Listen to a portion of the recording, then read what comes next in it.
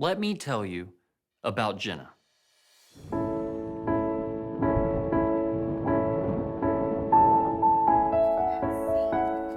Jenna is your typical straight-A student, even geography with Mrs. Dotson, which Jenna finds as interesting as a loaf of bread.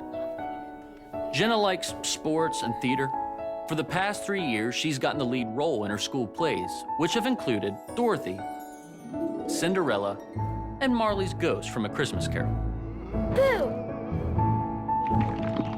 All right, this thing on? Okay, guys, tell us what you're doing. Now is the dramatic chase scene. Jenna lives on 1300 Baker Street. A sycamore tree hangs over a pond in the backyard. When she was younger, her favorite pastime involved her sidewalk, some chalk, and drawings of old Mr. Carter who lived across the street. Her dad works at a bank. All right, looks like we're ready to go. Okay. And her mom is a part-time teacher's assistant. Everyone say cheese. Cheese! They own a dog named Blue, who Jenna used to ride when she was 6. Giddy up, Foxy. In recent years, this has gotten harder for Blue. Best dog ever.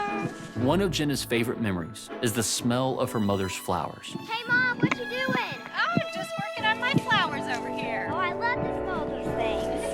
This is Jenna reporting on Channel 4 Action News. Back to Jimmy. Go, Dad! Jenna loves her mom. Jenna loves her dad. This is Jenna.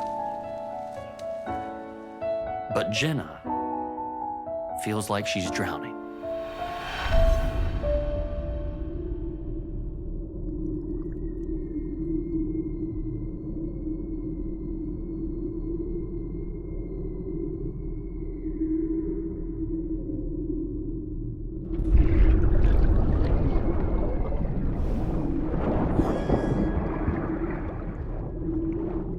No one knows it, but Jenna's just trying to keep her head above water, just gasping for air.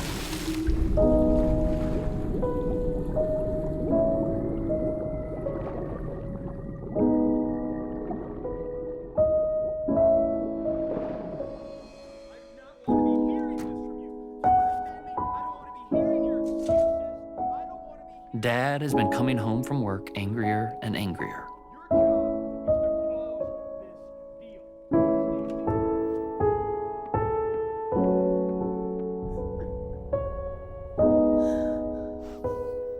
Mom's eyes are red a lot these days. Jenna can hear her crying in the bedroom when she gets home from school. Jenna doesn't understand what they're fighting about, but she does know it's getting worse.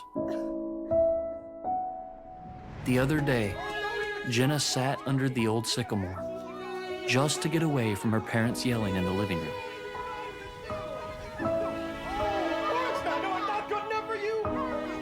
She hears the things her dad says to her mom, and she tries to remember the last time she saw her mom smile. Every single hour of my life, and it's not good enough for you. It's just not good enough for you. She can't remember.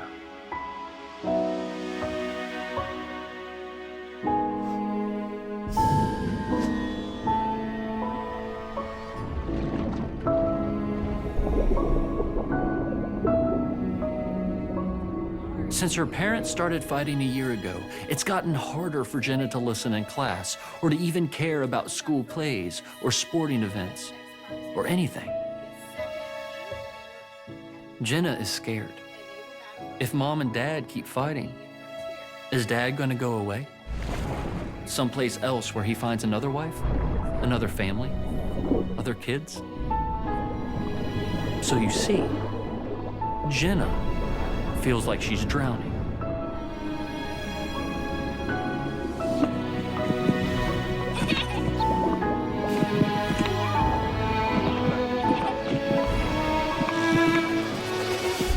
Jenna's all out of breath.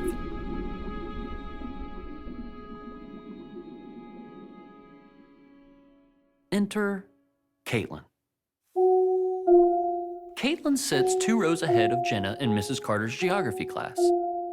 She doesn't play volleyball, but she's on the basketball team.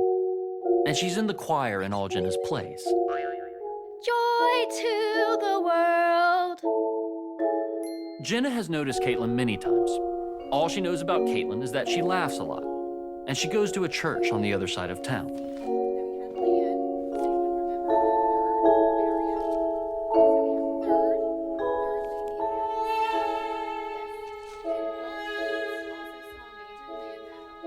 Before Jenna knows it, Caitlin is talking to her about sports, music, boys, school, things she's nervous about. But she keeps talking about God and how God will take care of her no matter what. Jenna asks her to explain what she means by God taking care of her.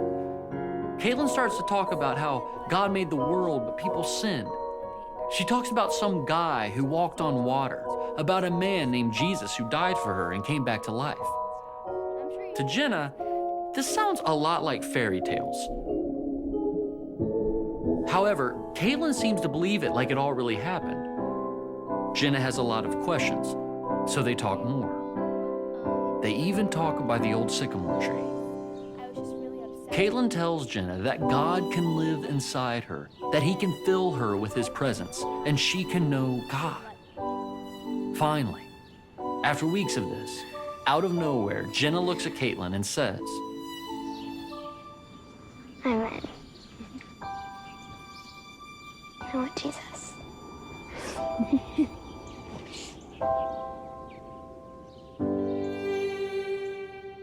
That's when it happens.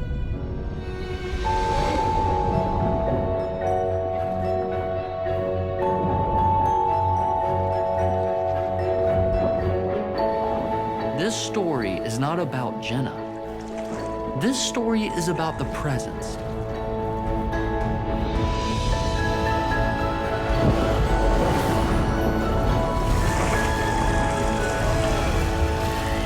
This is the Holy Spirit.